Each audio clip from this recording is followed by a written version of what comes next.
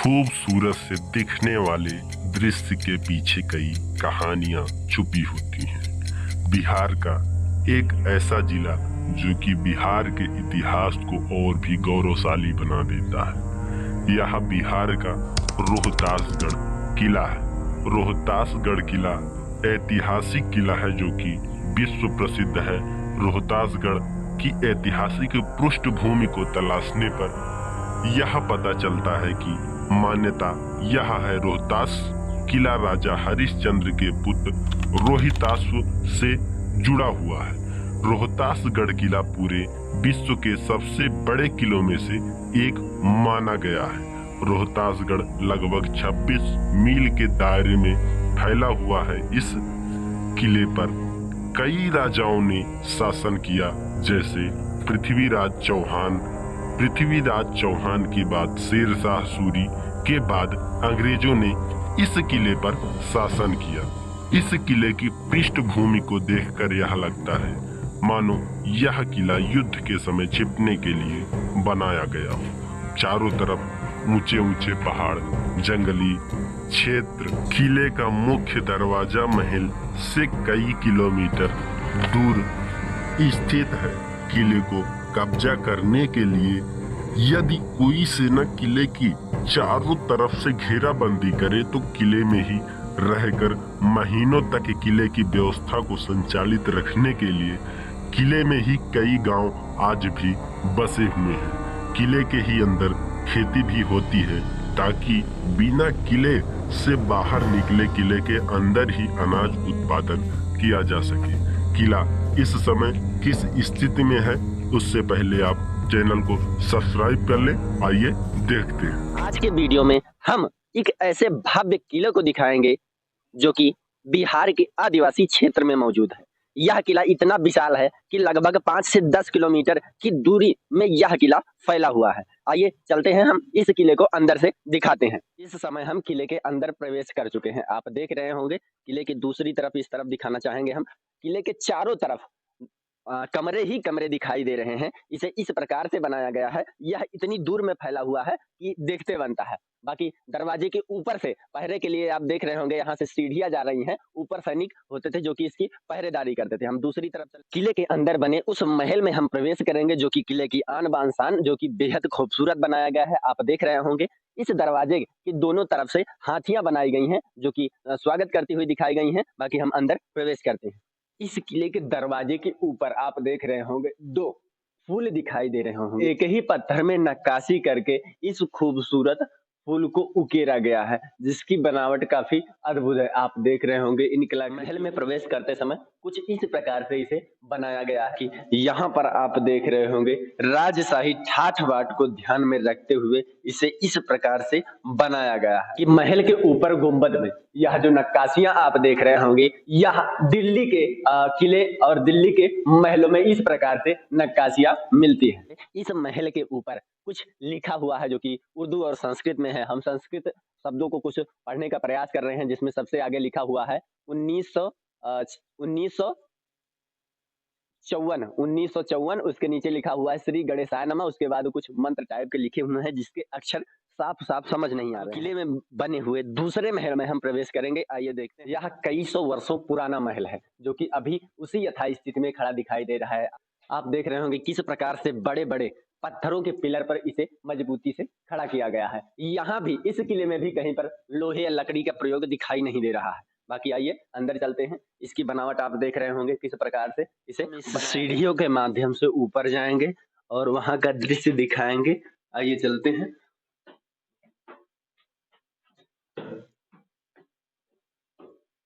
सबसे पहले आइए इस तरफ हम दिखाना चाहेंगे। वह मार्ग है जो कि महल के चारों तरफ घूमा जा सकता है, यहीं से और देखा भी जा सकता है। यहाँ से भी बाहर की तरफ तक किले का वह हिस्सा जो कि इस महल के छत पर बनाया गया है।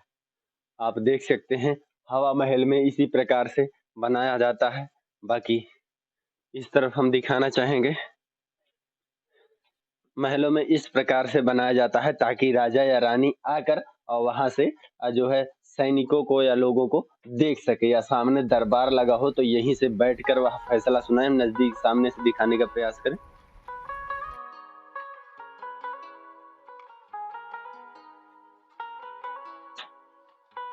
इस महल के छत पर आने के लिए 4 सीढ़ियां आ रही हैं, आप देख सकते हैं। ये पहली वो, दूसरी यहाँ पर और तीसरी इस तरफ और चौथी उस तरफ।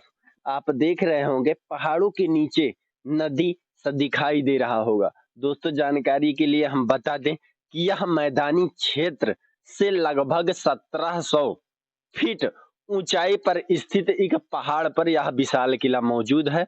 और दूसरी तरफ हम यह भी दिखाना चाहेंगे, यह किला इतनी दूर में फैला हुआ है कि इस किले के अंदर कई गांव भी बसे हुए हैं, साथ ही इसी किले के अंदर खेती भी होती है। आप देख रहे होंगे वहां पर खेत ही खेत दिखाई दे रहे होंगे। उसके और दूर पर दिखाना चाहेंगे, हो सकता है जो है कैमरे में ना आ रहा हो, देख सकते हैं वह किले का हिस्सा जो कि लगभग यहाँ से 2 से 3 किलोमीटर की दूरी पर दिखाई दे रहा है। बाकी चलिए हम दूसरे महल में प्रवेश करेंगे।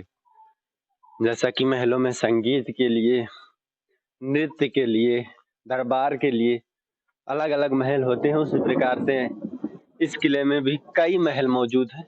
इसको आप देख रहे होंगे किस प्रकार से बनाया गया है। यह इस प्रकार से डिजाइन किया गया है कि यहाँ पर सभी लोग एकत्रित हों और यहाँ से राजा या रानी आकर लोगों को देख सकते हैं। इस विशाल किले में मौजूद मुख्य मुख्य महलों को हम दिखाने का प्रयास कर रहे हैं, क्योंकि यह काफी बड़ा है।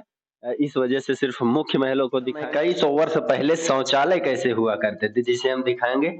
यह देख सकते हैं, यह बाथरूम है, इसके दूसरी तरफ वहां पर ये शौचालय बना हुआ। दोस्तों जैसा कि अभी हमने शौचालय के अंदर का हिस्सा दिखा कि किस प्रकार से उस समय शौचालय हुआ करता था, वहां से शौच के समय यहाँ इसी गड्ढे में गंदगी गिरती थी। हम दिखाना चाहेंगे, यह जो रास्ते दिखाई दे रहे हैं, इसी किले के बाहर से यह रास्ता होकर आता है।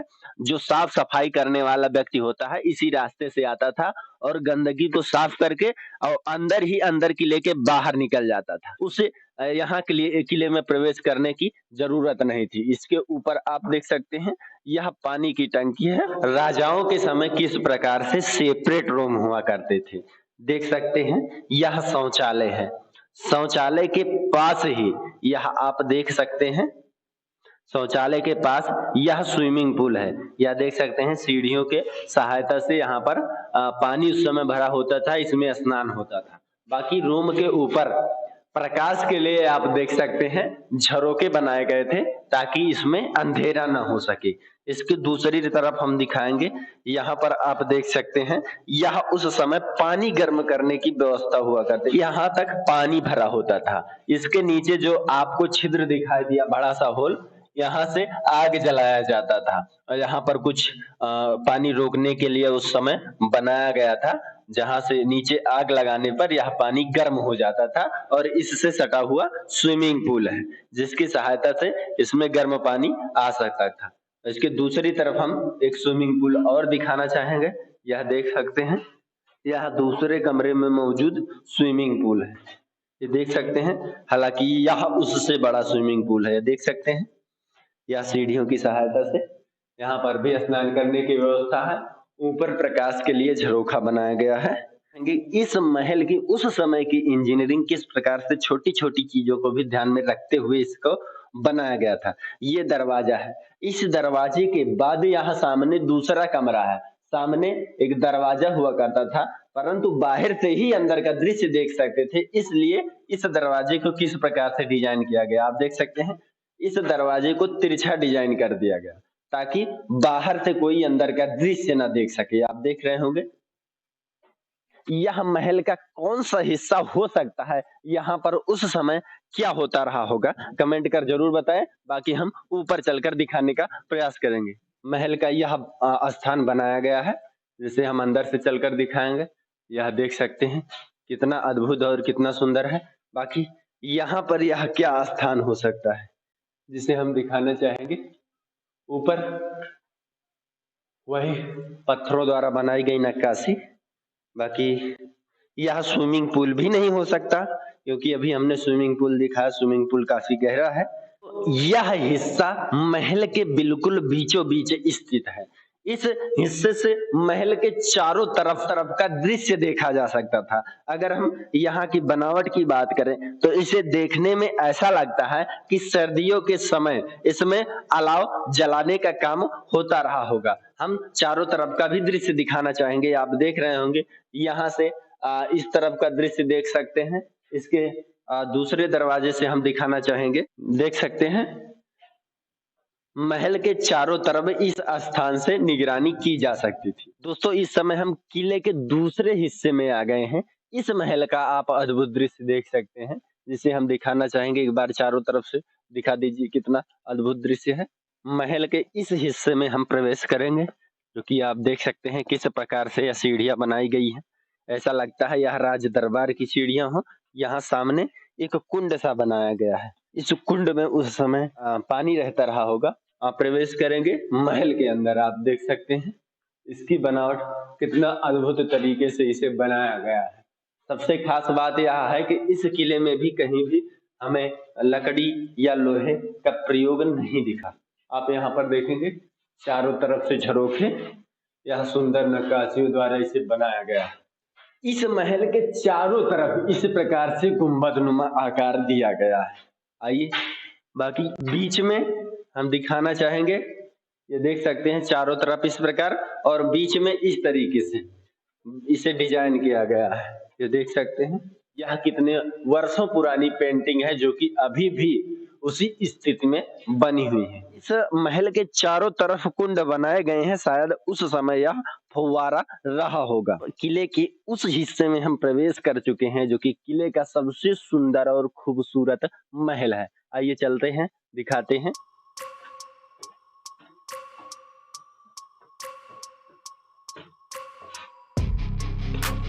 कितना बेहद खूबसूरत बनाया गया है इसको। यह उस समय पत्थर की खिड़कियां थी, ये देख सकते हैं। हालांकि यह इस समय काफी टूट चुकी है। बाकी इसकी बनावटें आप देख रहे होंगे, लट्टू के आकार लटके हुए पत्थर को किस प्रकार से इसे डिजाइन दिया गया है। इस स्थान से भी किले के कई हिस्सों में देखा जा सकता था। यह देख सकते हैं, हम दिखाना चाहेंगे किले के दूर दूर हिस्से को देखा जा सकता था। इसी स्थान से किले के मुख्य द्वार की तरफ भी देखा जा सकता था। इसका प्रथम गेट और मुख्य गेट लगभग यहाँ से 5 किलोमीटर की दूरी पर उस तरफ दिखाई दे रहा है, जो कि हो सकता है कैमरे में ना आ रहा हो। हमने अभी कुछ देर पहले दिखाया था कि किस प्रकार से इस महल के चारों तरफ सैनिक पहरेदारी किया करते थे, परंतु यह ऐसा महल है जिसमें सैनिक का आना इतना आसान भी नहीं था। आप देख रहे होंगे वहां तक सैनिक आ सकते थे, इसके बाद जो है सैनिक न प्रवेश कर सके इसमें, इसलिए इसे इस प्रकार से डिजाइन किया गया है। परंतु यहाँ से देखा जा सकता था कि सैनिक किस प्रकार से पहरेदारी कर रहे हैं। इसके और ऊपरी हिस्से में हम चलेंगे। आप यहाँ से देख रहे होंगे यह सामने महल का हिस्सा है। इसके बीच से काफी दूर पे कुछ छोटा सा दिखाई दे रहा होगा, जो कि किले का मंदिर है। यहाँ से लगभग 3 किलोमीटर दूर पड़ता है, वहां भी हम चलेंगे। ये इस तरफ हम दिखाते हैं। बाकी इस स्थान से इस किले में चारों तरफ देखा जा सकता था। इसके ऊपर भी एक कमरा है जिसे हम देखना चाहेंगे। ये देख सकते हैं, इसे भी इस प्रकार से डिजाइन किया गया है कि चारों तरफ यहाँ से भी देखा जा सकता है। इस तरफ भी झरोखा है, इस तरफ भी झरोखा है। बाहर की तरफ से बाहर का या कोई सैनिक, बाहर का कोई भी व्यक्ति अंदर बैठे हुए व्यक्ति को नहीं देख सकता था, क्योंकि इसमें पत्थर की खिड़कियां या झरोखे लगाए। दोस्तों किले के सबसे ऊपरी हिस्से पर हम पहुंच चुके हैं, जहां का दृश्य आप देख सकते हैं। यहाँ से लगभग कई कोसों दूर तक देखा जा सकता है। हम दिखाना चाहेंगे, यह महल का पूरा हिस्सा दिखाई दे रहा है। किले का वह भाग भी आप देख सकते हैं। कई किलोमीटर दूर किले में मौजूद मंदिर बना हुआ है। दूसरी तरफ यह किले की दीवारें दिखाई दे रही होंगी। इसके दूसरी तरफ का दृश्य हम दिखाना चाहेंगे। यह देख सकते हैं कितना सुंदर और अद्भुत है।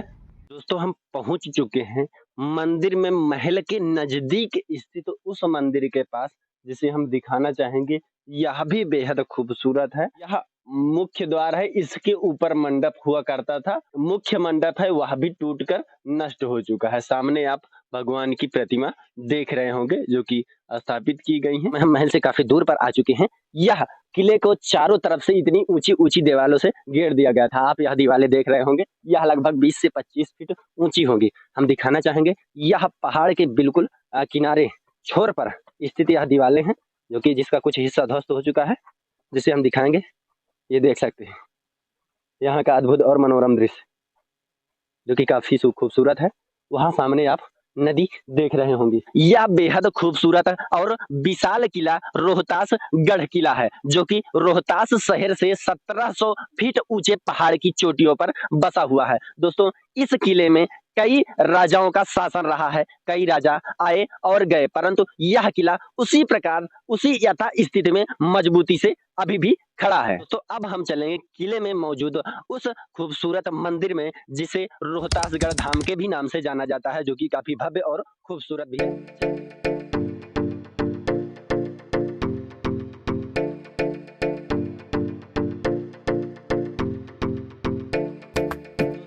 पहुंच चुके हैं रोहतासगढ़ में मौजूद उस दिव्य मंदिर में जो कि काफी खूबसूरत है। हम चलेंगे उस मंदिर को नजदीक से दिखाएंगे। आइए चलते हैं। इस मंदिर में 84 सीढ़ियां हैं, इसलिए इस मंदिर को 84 मंदिर भी कहा जाता है। आइए चलते हैं, हम उस मंदिर पर चलेंगे। आप देख सकते हैं किस प्रकार से इस अद्भुत और दिव्य मंदिर को बनाया गया है जो कि देखते बनता है।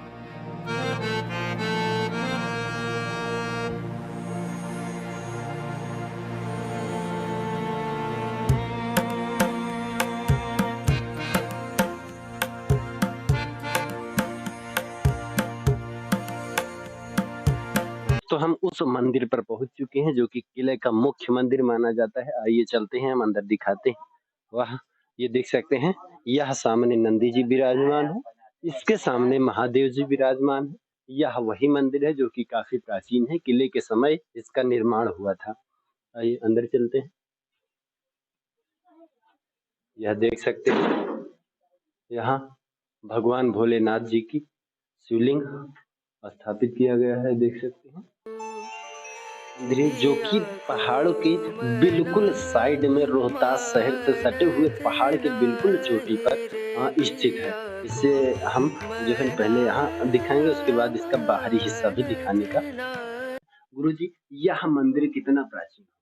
सतयुग का है। अच्छा, राजा हरिश्चंद्र जी के। अच्छा, राजा हरिश्चंद्र जी के समय से यह मंदिर बना। हाँ, जब किला है ना उसी समय का है। अच्छा जी। अच्छा, ऐसा भी सुनने में आया कि यहाँ पर आक्रमण भी हुआ था कुछ। सतयुग का है तो बाबू सब मूर्ति तो देखे रहे हैं जी, इधर इधर सब हुए गया है।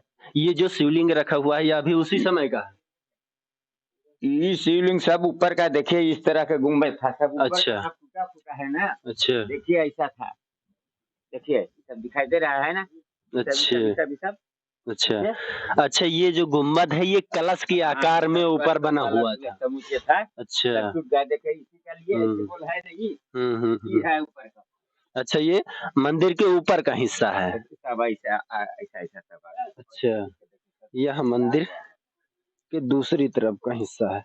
यह मंदिर कितनी खूबसूरत तरीके से बनाया गया है, जैसा कि हमने दिखाया कि इसका गुंबद अभी नष्ट हो चुका है। बाकी इस मंदिर के दूसरी तरफ हम दिखाना चाहेंगे। यह देख सकते हैं, यह ये पहाड़ के बिल्कुल कॉर्नर पर बसा हुआ यह मंदिर है। इसका दृश्य काफी अद्भुत है। वहां से दिखाएं किस प्रकार से पहाड़ियों का वह मनोरम और अद्भुत दृश्य दिखाई दे रहा है। दूसरी तरफ हम दिखाना चाहेंगे, यह रोहतास शहर है, उसके सामने वहां नदियां बह रही हैं। इसके दूसरी तरफ भी हम आइए दिखाते हैं। उस तरफ वह पहाड़ी का लास्ट हिस्सा था, इस तरफ भी यह पहाड़ी का लास्ट हिस्सा है। यहाँ पर देखिए किस प्रकार से इस स्थान को चुना गया और यहाँ पर भव्य मंदिर का निर्माण किया गया। देख सकते हैं वह घाटियां दिखाई दे रही हैं। तो बिहार में मौजूद यह विशाल रोहतासगढ़ किला कैसा लगा कमेंट कर जरूर बताइएगा। जो भी इस चैनल में नए हैं वह चैनल को सब्सक्राइब कर लें ताकि हमारी आने वाली वीडियो उन तक पहुंच सके। बाकी मैं हूं नयन त्रिपाठी, आप देख रहे हैं आरिद्वंद।